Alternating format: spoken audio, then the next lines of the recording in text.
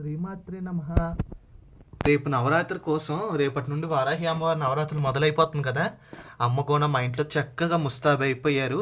ఏంటోనండి, ఉదయం 10 గంటలు పట్టుకుంటే ఇప్పుడు 6 అవుతుంది, ఇంకా ముగించడం అవ్వట్లేదు.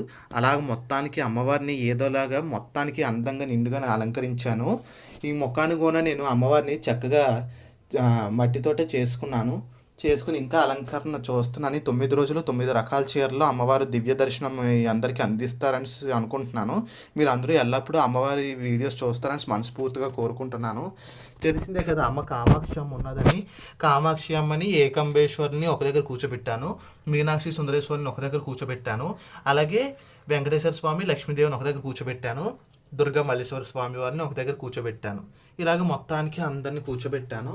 చక్కగా వారాహి అమ్మవారి ఫోటోని నీట్గా అలంకరించుకొని, అమ్మవారి ఫోటోలన్నింటినీ నీట్గా అలంకరించుకొని వారాహి అమ్మవారిని ముస్తాబు చేశాను. తర్వాత మీ దగ్గర నా పాత వీడియోస్ చూస్తే మీకు అందరికీ తెలిసే ఉంటుంది.